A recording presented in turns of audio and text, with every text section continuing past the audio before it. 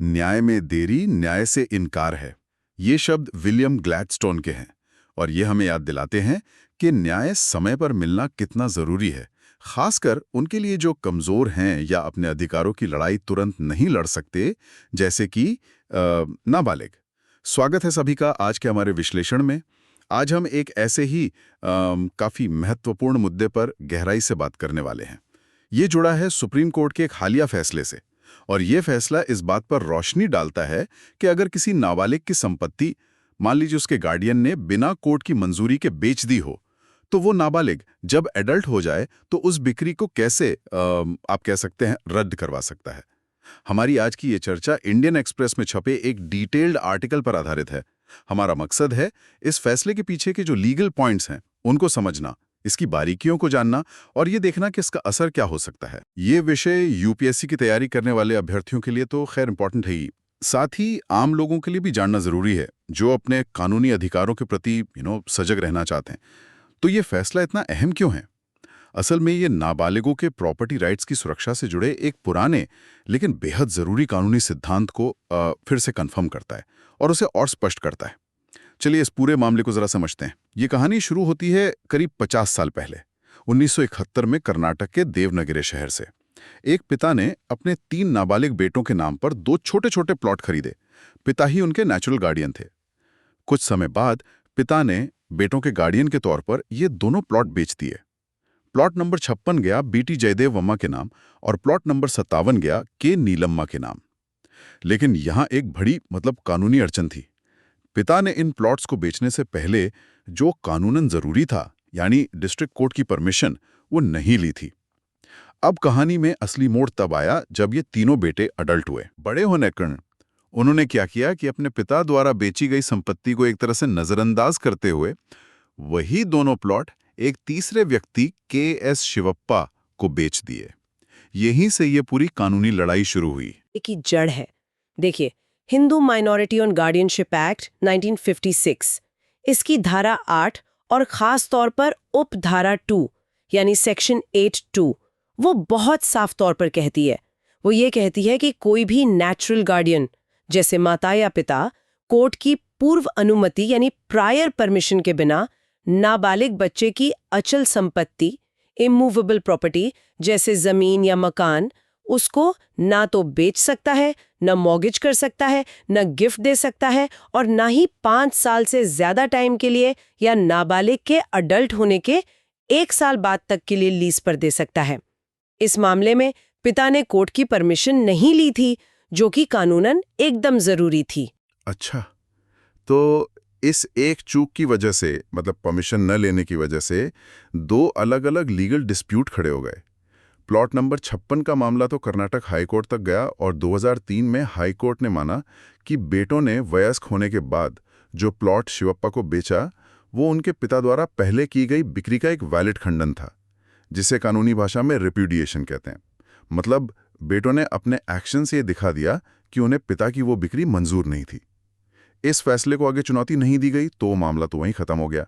लेकिन असली कानूनी जंग छिड़ी प्लॉट नंबर 57 को लेकर।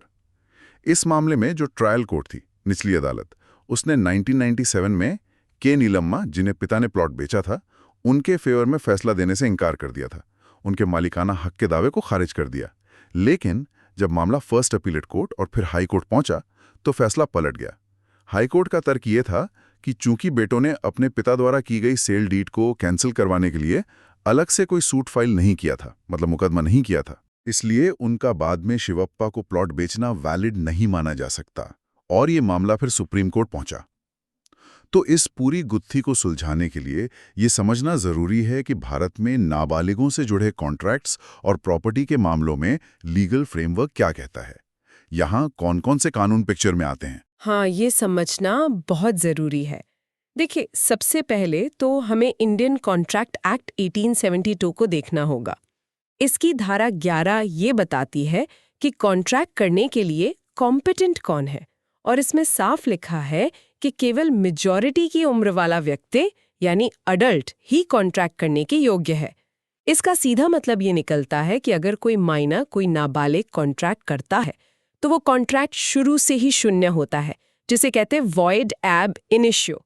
मतलब कानून की नज़र में वो कॉन्ट्रैक्ट कभी हुआ ही नहीं माना जाता, उसे किसी कोर्ट में एनफोर्स नहीं करवाया जा सकता। अच्छा, तो माइनर खुद से कोई लीगली बाइंडिंग एग्रीमेंट नहीं कर सकता, लेकिन क्या इसका मतलब यह है कि माइनर के फायदे के लिए भी कोई कॉन्ट्रैक्ट नहीं हो सकता? नहीं नहीं, ऐसा नहीं है। इसके कुछ एक्सेप्शंस हैं। खास तौर पर माइनर का जो लीगल गार्डियन होता है वो माइनर की तरफ से कॉन्ट्रैक्ट कर सकता है, लेकिन शर्त ये है कि वो कॉन्ट्रैक्ट माइनर के बेनिफिट के लिए हो, उसके फायदे के लिए हो, और यहीं पर गार्डियन की भूमिका और उसकी जो जिम्मेदारियां हैं वो सामने आती हैं। और यहीं पर शायद वो दूसरा कानून जिसकी हमने बात की, Hindu minority and guardianship act 1956, वो इम्पोर्टेंट हो जाता है। बिल्कुल। इसी एक्ट की धारा 8 गार्डियन की पावर्स और लिमिटेशंस को डिफाइन करती है। सेक्शन 8(1) कहता है कि नेचुरल गार्डियन माइनर की भलाई के लिए या उसकी प्रॉपर्टी की सुरक्षा, वसूली या फायदे के लिए जरूरत के हिसाब से काम कर सकता है। जी। लेकिन जैसा हमने पहले जिक्र किया, सेक्शन 8(2) इमूवेबल प्रॉपर्टी के मामले में एक बड़ी रोक लगाता है। बिना कोर्ट की इजाजत के बिक्री, मॉर्गेज, गिफ्ट या लंबी अवधि का पट्टा नहीं हो सकता। यहीं पर एक और अहम बात समझनी है। सेक्शन 8(3) क्या कहता है? वो कहता है कि अगर गार्डियन बिना कोर्ट की परमिशन के प्रॉपर्टी ट्रांसफर कर देता है तो वो ट्रांसफर वॉइडेबल होता है। अच्छा, वॉइडेबल, ये वॉइड से अलग है? हाँ, वॉइड और वॉइडेबल में फर्क है। वॉइड मतलब जो शुरू से ही अवैध हो, जिसकी कोई कानूनी मान्यता न हो। वॉइडेबल मतलब जो तब तक वैलिड रहता है जब तक कि वो पार्टी जिसके पास अधिकार है, इस केस में माइनर, उसे रद्द न करवा दे।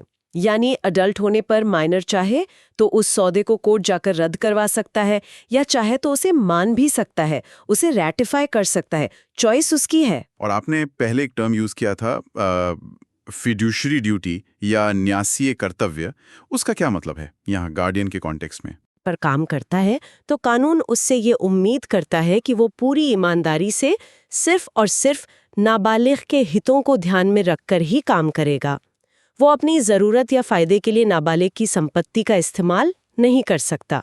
कोर्ट की परमिशन की जो शर्त है सेक्शन 8(2) में, वो इसी फिड्यूशरी ड्यूटी को सुनिश्चित करने का एक तरीका है, ताकि ये देखा जा सके कि सौदा वाकई नाबालिग के हित में है या नहीं। ये सिर्फ एक फॉर्मेलिटी नहीं है, बल्कि नाबालिग के अधिकारों की सुरक्षा का एक महत्वपूर्ण कवच है। और यही बात गार्डियंस एंड वार्ड्स एक्ट 1890 की धारा 29 में भी है, कोर्ट द्वारा अपॉइंटेड गार्डियंस के लिए। ये लीगल बैकग्राउंड वाकई काफी क्लियर करता है कि पिता द्वारा की गई बिक्री क्यों सवालों के घेरे में थी और बेटों के पास उसे चैलेंज करने का बेसिस क्यों था। तो अब सुप्रीम कोर्ट के सामने जो मेन सवाल था वो ये था कि बेटों ने जो तरीका अपनाया, मतलब अलग से मुकदमा दायर करने के बजाय सीधे प्रॉपर्टी दोबारा बेच देना, क्या वो कानूनी तौर पर सही था? क्या वो काफी था? हाँ, यही सबसे बड़ा आप कह सकते हैं कानूनी सवाल था, जिस पर सुप्रीम कोर्ट को फैसला देना था। क्योंकि हाई कोर्ट ने तो कहा था कि नहीं, मुकदमा दायर करना जरूरी था, लेकिन सुप्रीम कोर्ट ने इस मामले में एक बहुत पुराने, 100 साल से भी ज्यादा पुराने 1905 के प्रिवी काउंसिल के फैसले का हवाला दिया। केस का नाम था अब्दुल रहमानन बनाम सुखदयाल सिंह। उस ऐतिहासिक मामले में भी कुछ ऐसी ही सिचुएशन थी जहां गार्डियन ने माइनर की प्रॉपर्टी बिना जरूरत के लीज पर दे दी थी। उस फैसले में कोर्ट ने कहा था कि अगर सौदा माइनर के फायदे के लिए नहीं था तो एडल्ट होने पर माइनर को उसे कैंसिल करवाने के लिए अलग से कोई मुकदमा दायर करने की जरूरत नहीं है।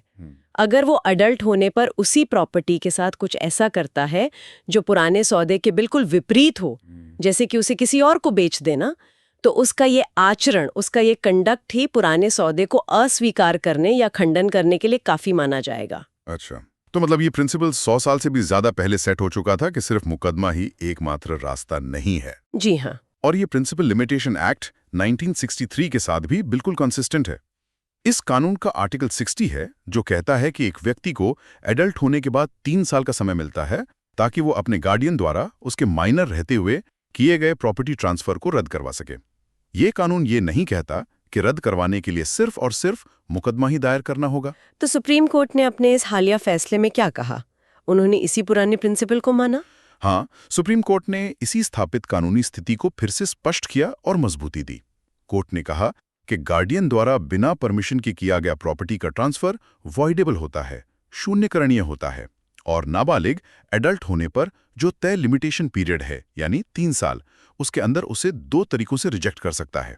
पहला, वो उस सौदे को कैंसिल करवाने के लिए बाकायदा कोर्ट में केस फाइल कर सकता है, या दूसरा, वो अपने किसी स्पष्ट आचरण यानी एक्सप्रेस कंडक्ट द्वारा भी उस सौदे का खंडन कर सकता है, उसे इग्नोर कर सकता है। और इस मौजूदा मामले में कोर्ट ने क्या पाया? कोर्ट ने पाया कि बेटों ने अडल्ट होने के बाद 3 साल के लिमिट के अंदर ही वो प्लॉट के.एस. शिवप्पा को बेच दिया था।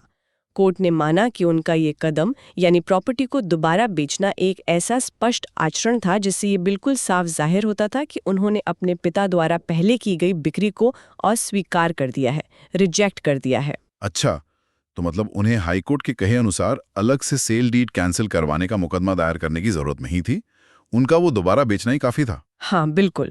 सुप्रीम कोर्ट के अनुसार उनका ये एक्शन ही पिता के सौदे का पर्याप्त खंडन यानी रेपुडेशन था। उन्हें अलग से कोर्ट जाकर वो बिक्री विलेख रद्द करवाने की फॉर्मेलिटी पूरी करने की कोई जरूरत नहीं थी। उनका कंडक्ट ही उनका इरादा जाहिर करने के लिए काफी था। ये तो काफी महत्वपूर्ण क्लैरिफिकेशन है। तो इस पूरे विश्लेषण का निचोड़ क्या निकलता है, खासकर उन लोगों के लिए जो कानून की बारीकियों में शायद ना जाएं? उनके लिए टेकअवे क्या है? देखिए, सबसे बड़ी बात यह है और सीधी सी बात है कि कानून नाबालिगों के हितों की रक्षा के लिए काफी फ्लेक्सिबिलिटी दिखाता है। अगर किसी माइनर की प्रॉपर्टी उसके गार्डियन ने बिना कोर्ट की परमिशन के बेच दी है, तो वो बच्चा बड़ा होने पर उस बिक्री को मानने से इनकार कर सकता है। और ये इनकार सिर्फ कोर्ट में केस करके ही नहीं, बल्कि अपने किसी ऐसे एक्शन से भी जाहिर किया जा सकता है जिससे साफ पता चले कि उसे वो पुराना सौदा मंजूर नहीं है, जैसे कि उसी प्रॉपर्टी को किसी और को बेच देना। शर्त बस ये है कि ये एक्शन या ये काम एडल्ट होने के 3 साल के अंदर हो जाना चाहिए। ये बात तो नाबालिगों के लिए खास तौर पर राहत की हो सकती है, जिनके पास शायद एडल्ट होते ही तुरंत वकील करने और मुकदमा लड़ने के रिसोर्सेज ना हो। निश्चित रूप से ये फैसला प्रोसेस से ज्यादा सब्सटेंस को महत्व देता है। मतलब इस बात पर जोर है कि क्या नाबालिग ने वाकई सौदे को रिजेक्ट किया है, न कि इस पर कि उसने रिजेक्ट करने के लिए कौन सा फॉर्मल तरीका अपनाया।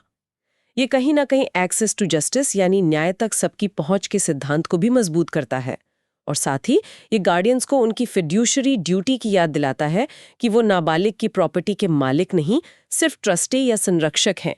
उन्हें पूरी जिम्मेदारी और पारदर्शिता से काम करना होगा। कोर्ट की परमिशन की जो शर्त है, उसका महत्व भी इससे साफ होता है। लेकिन एक्सपर्ट, यहाँ एक सवाल मेरे मन में आ रहा है। अगर सिर्फ कंडक्ट से ही, मतलब आचरण से ही खंडन माना जा सकता है, तो क्या इससे प्रॉपर्टी के लेन देन में एक तरह की अनिश्चितता, एक अनसर्टेनिटी नहीं पैदा होगी? मतलब कैसे तय होगा कि कौन सा आचरण काफी और कौन सा नहीं? मान लीजिए किसी ने संपत्ति दोबारा बेची नहीं, बस उस पर कब्जा कर लिया या किराया वसूलना शुरू कर दिया, क्या वो भी खंडन माना जाएगा? ये एक बहुत ही वैलिड सवाल है और शायद यही इस फैसले का वो पहलू है जिस पर भविष्य में और क्लैरिटी की जरूरत पड़ सकती है। देखिए, सुप्रीम कोर्ट ने स्पष्ट आचरण यानी एक्सप्रेस कंडक्ट की बात की है। अब प्रॉपर्टी को दोबारा बेच देना तो शायद सबसे क्लियर तरीका है अपना इरादा जाहिर करने का। लेकिन दूसरे तरह के कंडक्ट, जैसे आपने कहा कब्जा कर लेना, किराया वसूलना या शायद प्रॉपर्टी पर कोई कंस्ट्रक्शन शुरू कर देना, क्या ये पर्याप्त रूप से स्पष्ट माने जाएंगे? ये शायद हर केस के फैक्ट्स और सर्कमस्टेंसेस पर डिपेंड करेगा।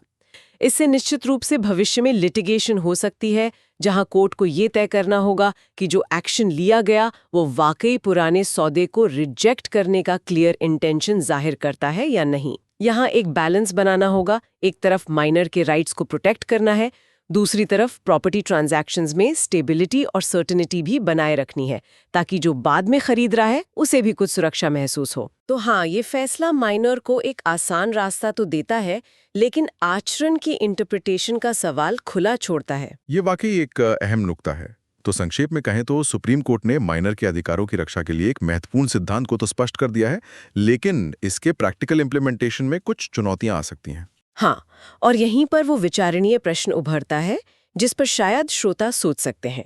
कानून नाबालिगों के हितों की रक्षा करने की जरूरत और प्रॉपर्टी के लेन देन में निश्चितता यानी सर्टेनिटी लाने की जरूरत, इन दोनों के बीच संतुलन कैसे साध सकता है? क्या स्पष्ट आचरण को और बेहतर तरीके से डिफाइन करने के लिए कुछ गाइडलाइंस की जरूरत है, ताकि भविष्य के विवादों को कम किया जा सके और ये भी सुनिश्चित हो कि नाबालिग का जो बाद का कंडक्ट है वो वाकई उसकी अपनी मर्जी है, किसी और के दबाव का नतीजा नहीं? ये सवाल आगे के लीगल डिबेट्स के लिए एक दिशा दे सकता है। निश्चित रूप से यूपीएससी की तैयारी करने वाले अभ्यर्थियों के लिए ये मामला प्रॉपर्टी लॉ, कॉन्ट्रैक्ट लॉ और माइनर्स के राइट से जुड़े पहलुओं को समझने के लिहाज से बहुत महत्वपूर्ण है। और आम जनता के लिए भी ये जानना जरूरी है कि उनके या उनके बच्चों के प्रॉपर्टी राइट्स कितने सुरक्षित हैं और उन्हें कैसे प्रोटेक्ट किया जा सकता है। उम्मीद है ये विस्तृत चर्चा सभी सुनने वालों के लिए उपयोगी रही होगी। अगर आपको ये विश्लेषण पसंद आया तो कृपया इसे लाइक करें, हमारे चैनल को सब्सक्राइब करें ताकि आप ऐसे और भी विश्लेषणों से जुड़े रह सकें। और अगर इस विषय पर आपके कोई प्रश्न या विचार हैं तो नीचे कमेंट्स में जरूर लिखें, हम कोशिश करेंगे कि उनका जवाब दे सकें। अगली बार फिर मिलेंगे एक और महत्वपूर्ण विषय पर गहन चर्चा के साथ।